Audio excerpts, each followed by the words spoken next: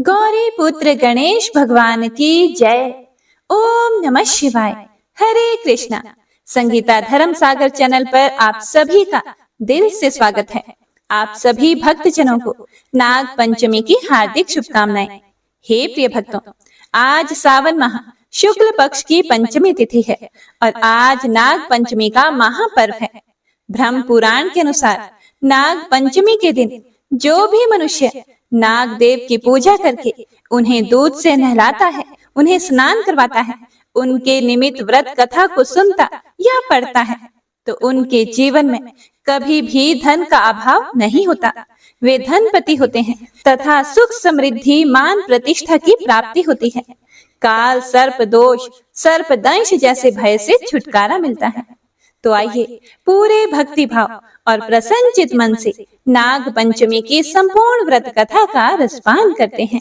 ओम नमः शिवाय। हे प्रिय भक्तों, एक साहूकार और एक साहूकारनी थी। वे नगर के बहुत बड़े व्यक्ति थे। उनके घर में किसी भी चीज की कोई कमी नहीं थी। साहूकार के 7 बेटे और 7 बहुएं थी। वे सभी एक ही चूल्हे पर खाना बनाते थे। साहूकार के घर में सभी मिलजुल कर रहते थे। धीरे धीरे समय व्यतीत हो रहा था। सावन का महीना आया। साहूकार की बड़ी बहू बोली कि अरे बारिश का दिन आ गया, चलो पीली मिट्टी लाकर घर को लेप दें और थोड़ा जमा करके रख दें। 7 बहुएं डलिया और खुरपी लेकर मिट्टी खोदने के लिए निकल पड़ी और 7 बहुएं अपनी अपनी खुरपी से मिट्टी की गुड़ाई करने लगी। तभी मिट्टी खोदते खोदते बड़ी बहू के पास से छोटा सा सर्प निकला। जब छोटा सा सर्प निकला तो बड़ी बहू अपनी खुरपी से उसको मारने लगी। फिर छोटी बहू देखकर कहती है कि नहीं दीदी, इसे मत मारिए, यह तो बहुत छोटा सा सांप है, यह तो नादान है, बेजुबान जानवर है, इसको मारने से हमें क्या फायदा, इसे छोड़ दीजिए, इसके प्राण लेने से हमें पाप लगेगा। फिर बड़ी बहू समझ गई और उस नाग के बच्चे को नहीं मारा और उसे छोड़ दिया। जब सारी बहुएं अपने अपने सिर पर मिट्टी लेकर जाने लगी, तब छोटी बहू नाग देवता को देखती है कि वह एक पेड़ के पास जाकर बैठ गए। छोटी बहू बड़े प्रेम से जाकर नागराज को कहती है कि भैया आप यहीं पर बैठिए, मैं आपके लिए दूध लेकर आती हूँ। फिर नागराज समझ गए और कहने लगे कि बहन ठीक है, और नागराज वहीं बैठे रह गए। साहूकार की 7 बहुएं घर में मिट्टी लेकर चली गई और अपने घर के कामों में उलझ गई। आपस में सब काम करने लगी, खाने पीने की व्यवस्था करने लगी, खाना बनाने लगी। और जो छोटी बहू थी, जो वह नागराज को बोल कर आई थी कि दूध लेकर आती हूँ, वह भूल गई। जब सवेरा हुआ, जैसे ही भोजन बन गया, तब छोटी बहू को याद आ गया, अरे हमने कितना गलत कर दिया। अहो, हम तो नाग देवता को आस देकर आए थे कि आपके लिए हम दूध लेकर आएंगे। हे भगवान, इतना ख्याल आते ही झट से मटकी में से उसने दूध की कटोरी निकाली और उस दूध को पंखे से ठंडा कर दिया। ठंडा करके अपनी उंगली डालकर देखती है कि अरे दूध तो ठंडा हो गया। फिर वह उसी पेड़ के पास जाती है और उस पेड़ के पास जाकर देखती है कि अरे नाग देवता तो उसी जगह पर बैठे हुए हैं, और जाकर कहती है कि भैया मुझे क्षमा कर दो, मुझसे बहुत बड़ी भूल हो गई, मुझे आने में देर हो गई। नागराज बोली कि अरे तो भैया बोली, इसीलिए मैं तुम्हें क्षमा कर रहा हूँ, नहीं तो सबसे पहले तुम्हें डस लेता, क्योंकि तुमने धोखा दिया, बेजुबान को झूठ बोली। फिर छोटी बहू बोली, नहीं भैया, मैं कामों में उलझ गई थी और इसीलिए मुझे देर हो गई। लीजिए भैया दूध पीजिए, आपके लिए मैं दूध लेकर आई हूँ। नागराज को साहूकार की छोटी बहू ने बड़े प्रेम से अपने हाथों से दूध पिलाया और नागराज ने दूध पी लिया। दूध पीकर मस्त मगन हो गए। फिर नागराज कहते हैं कि बहन कोई वर मांगो, हम तुम्हें वर देने के लिए तैयार हैं, जो भी मांगो दिल खोल कर मांगो। नागराज की बात सुनकर साहूकार की छोटी बहू कहती है कि हे भैया, मैं एक ही हूँ, मेरा कोई भाई कोई बहन नहीं है, कोई मायका नहीं है, इसीलिए आप मुझे बहन कह दीजिए। इससे ज्यादा मेरे लिए क्या तोहफा होगा। हे भैया, ये बहन आपको जब भी पुकारे तब आप सहायता कर दीजिएगा, आप आ जाइएगा। इससे ज्यादा मुझे और कुछ नहीं चाहिए। इतना सुनते ही नागराज खुश हो जाते हैं और एवं अस्तु कह के नागलोक की ओर चले जाते हैं। जो छोटी बहू थी दूध पिला के अपने घर चली आई। सावन महीने में साहूकार की 6 बहुएं मायके जा रही थी। छोटी बहू का तो कोई मायका था नहीं। छोटी बहू कुछ नहीं बोल रही थी, चुपचाप अपने कामों में व्यस्त थी। सारी बहुएं कहती हैं, छोटी बहू की जेठानियां कहती हैं कि तुम कहाँ जाओगी, तुम्हारा तो कोई मायका है ही नहीं, तुम्हारा तो कोई भाई भी नहीं है और कोई भौजाई भी नहीं है, तुम्हारे लिए कौन चुनर लेकर आएगा, तुम अपने मायके कैसे जाओगी, तुम्हारा तो भला कोई मायका है ही नहीं। बड़ी बहू की ये बातें सुनकर साहूकार की छोटी बहू ने अपने नाग देवता भाई को याद किया। नागराज भैया, आप कहाँ हैं? मुझे आपकी जरूरत है। भैया, मेरी सारी जेठानियां मायके जा रही हैं और मैं चुपचाप आंखों से आंसू गिरा रही हूँ। सबके मायके से चुन्नर आया है। भैया, मैं तो एक अभागन हूँ, मेरा तो कोई मायका नहीं, मेरे तो माता पिता भी नहीं है, मेरे तो भैया भाभी भी नहीं है, मैं तो अपने मायके से बिल्कुल अनाथ हूँ। यह सुनकर नागराज का ध्यान टूटा। अरे, मेरी बहन मुझे पुकार रही है। नागराज ने तनिक भी देर नहीं की और नागलोक से पृथ्वी पर आ गए और उन्होंने एक मनुष्य का रूप धारण करके बाजार से सुंदर सुंदर वस्त्र, हीरे जवाहरात, रुपए, पैसे लेकर साहूकार के घर चले गए और साहूकार के दरवाजे पर जाकर कहते हैं, क्या छोटी बहू का घर यही है? इतना सुनते ही सासू जो थी साहूकारनी कहती है कि हाँ जी, यही है, आप कौन हैं? नागराज बोला, मैं छोटी बहू का भाई हूँ। फिर साहूकारनी कहती है कि अरे, छोटी बहू का तो कोई भाई है ही नहीं, ये भाई कहाँ से आ गया? फिर नागराज बोले, आप नहीं जानते, जब मेरी बहन छोटी थी, जब बहन का जन्म हुआ था, तब उसी समय मैं परदेश चला गया था। आज बहुत समय के बाद वापस आया। तब मेरी माँ ने मुझसे कहा कि मेरी इकलौती बहन ससुराल में है, सावन का महीना है, कि क्या तुम अपनी बहन के लिए चुनर लेकर नहीं जाओगे? इसीलिए मैं आ गया हूँ। जो साहूकारनी थी उसने थैली हाथ में ले ली, फिर उसके भाई को अपने घर के अंदर लेकर गई और अंदर ले जाकर नाश्ता पानी करवाया। उसकी खूब आओ भगत की, खूब खातिरदारी की। फिर साहूकारनी छोटी बहू से बोली कि अरे बहू, तुम्हारा भाई आया है, देखो सोना चांदी हीरे जवाहरात लेकर आया है, तेरे लिए चुनर लेकर आया है, मेरे लिए भी लेकर आए हैं, बहुत अच्छी अच्छी चुनर है। नागराज कहते हैं कि माँ जी, मैं तो अपनी बहन को घर ले जाने आया हूँ, सावन का महीना है, क्या आप मेरी बहन को मेरे घर नहीं जाने दीजिएगा? साहूकारनी हंस कर बोली, अरे ऐसे कैसे, क्यों नहीं, आपकी बहन अवश्य जाएगी। और सासू इतना कहकर अंदर चली गई और छोटी बहू से बोली, अरे तुम्हारे भाई तुम्हें ले जाने के लिए आए हैं। तब तक बड़ी जेठानी कहती है कि ओहो, भाई तो है, हीरे जवाहरात सब कुछ लेकर आया है, एक सोने का झाड़ू भी दे देता, तब तो जानते कि उसका भाई बड़ा धनवाला है। नागराज यह सब बात सुन लेते हैं और तनिक भी देर किए बिना कहते हैं कि वो तो मैं साथ लेकर आया हूँ, सोने का झाड़ू तो मैंने अपनी बहन की सास के हाथ में पहले ही दे दिया था। 6 की 6 बहुएं सोने का झाड़ू को देखकर बहुत खुश हुई और अब साहूकारनी अपनी छोटी बहू को उसके मायके के लिए विदा कर देती है।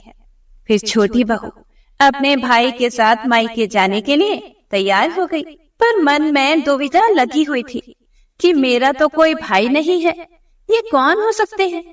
ये वही नागराज भैया हो सकते हैं। वह भाई बहन जब घर से कुछ ही दूर निकले तो कहते हैं कि बहन, तूने मुझे पहचाना? फिर छोटी बहू बोली, भैया हाँ, मैं पहचान चुकी हूँ, आप मेरे नाग देवता भैया हैं। फिर नागराज बोले कि हाँ बहन, मैं तुम्हारा वादा पूरा किया हूँ, चलो मेरे घर माँ ने तुम्हें बुलाया है। हे प्रिय भक्तों, नागराज अपने नागलोक लेकर जाने लगे। नागलोक जाने के रास्ते पर पहुंच गए। फिर नागराज कहते हैं कि अरे बहन, मैं तो अपने रूप में आ गया हूँ, मेरी पूंछ पकड़ के मेरे साथ चलना। फिर पूंछ पकड़कर छोटी बहू नागलोक चली गई। नाग रानी देखती है तो कहती है कि अरे ये कौन है? फिर नागराज कहते हैं कि माँ तुम नहीं जानती हो, मैंने आपको बताया था ना कि मेरे प्राण आज बड़े संकट से बचे हैं। आज मेरे प्राण चले जाते। बहुत सारी महिलाएं मिट्टी खोद रही थी और एक स्त्री मुझे मारने की वाली थी, तभी एक ने मेरे प्राण बचा लिए थे। मेरे प्राण बचाने वाली वह स्त्री और कोई नहीं, यही थी।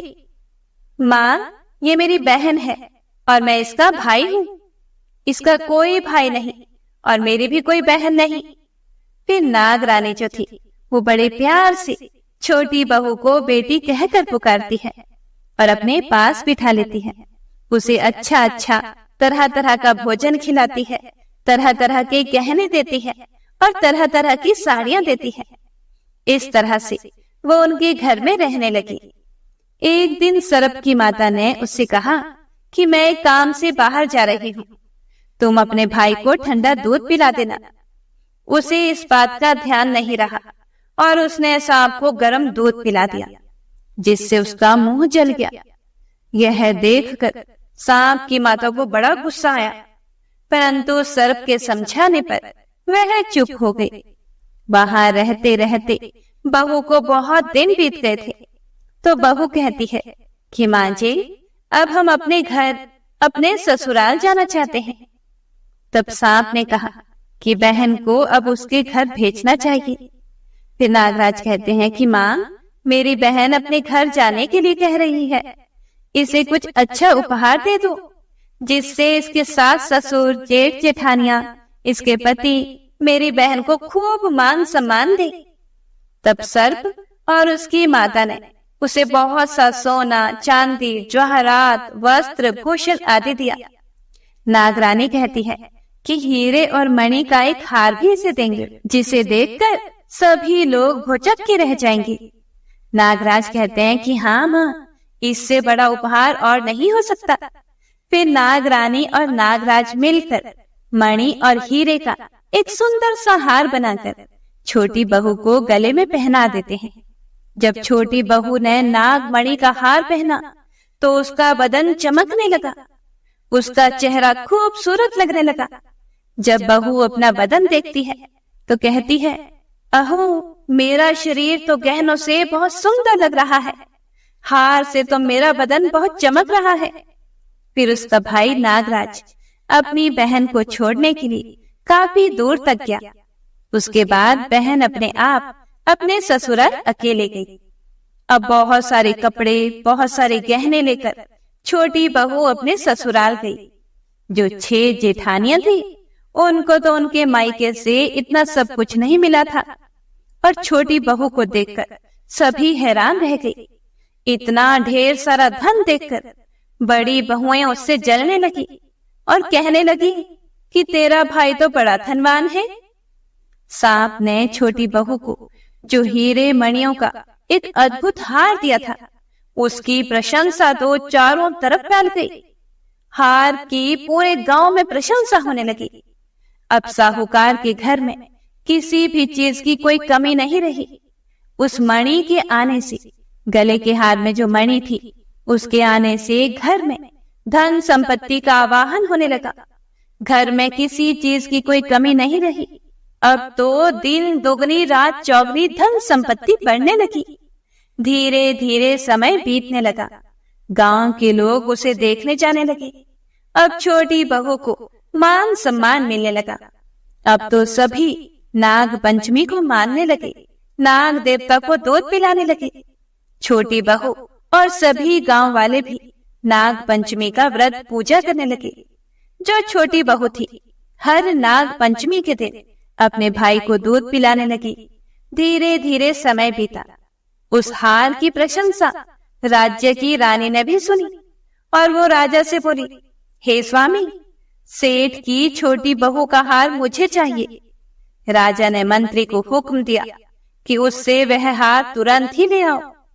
मंत्री ने सेठ जी से जाकर कहा कि महारानी जी छोटी बहू का हार पहनेंगी, वह हमें दे दो। सेठ जी ने डर के कारण छोटी बहू से हार लेकर उन्हें दे दिया। छोटी बहू को यह बात बहुत बुरी लगी। उसने अपने सांप भाई को याद किया और उससे प्रार्थना की कि हे भैया, रानी ने मुझसे हार छीन लिया है। आप कुछ ऐसा करो कि जैसे ही रानी उस हार को पहने वह सांप बन जाए, और जब वह मुझे लौटा दे तो वह हार हीरों और मणियों का हो जाए। सांप ने ठीक वैसा ही किया। जैसे ही रानी ने हार पहना वैसे ही वह सांप में बदल गया। यह देखकर रानी चीख पड़ी और डर गई। यह देखकर राजा ने सेठ के पास खबर भेजी कि छोटी बहू को तुरंत भेजो। सेठ जी स्वयं छोटी बहू को लेकर राजा के दरबार में उपस्थित हुए। राजा ने छोटी बहू से पूछा कि तुमने क्या जादू किया है, मैं तुम्हें दंड दूंगा। छोटी बहू बोली कि हे राजन, धृष्टता क्षमा कीजिए, ये हार ही ऐसा है कि मेरे गले में हीरों और मणियों का रहता है, और अगर इसे कोई और पहनता है तो ये उसके गले में सर्प बन जाता है। यह सुनकर राजा ने वह सर्प बना हार उसे देकर कहा कि अभी पहन कर दिखाओ। छोटी बहू ने जैसे ही उसे पहना वैसे ही हीरों मणियों का हो गया। यह देखकर राजा ने प्रसन्न होकर उसे बहुत सी मुद्राएं भी पुरस्कार में दी। छोटी बहू अपने हार सहित घर लौट आई। उसके धन को देखकर बड़ी बहू ने ईर्ष्या के कारण उसके पति को सिखाया कि छोटी बहू के पास इतना धन कहां से आया है। यह सुनकर उसके पति ने अपनी पत्नी को बुलाया और कहा कि ठीक ठीक बताओ, यह धन तुम्हारे पास कहां से आया। फिर छोटी बहू बोली, ये सारा धन और हार मेरा नाग भैया ने मुझे दिया है। नागलोक मेरा मायका है, नागराज मेरे भैया हैं। फिर छोटी बहू विनती करके कहती है कि हे भैया, आप कहाँ सोए हैं? आपकी बहन पर बहुत बड़ी विपत्ति आ गई है, अपनी बहन का कल्याण कीजिए। भैया, आप जल्दी से प्रकट होइए। नागराज अपने रूप में गरजता हुआ तुरंत वहां पर प्रकट हो गए। जब नागराज वहां प्रकट हुए तो वे सभी आश्चर्य में पड़ गए।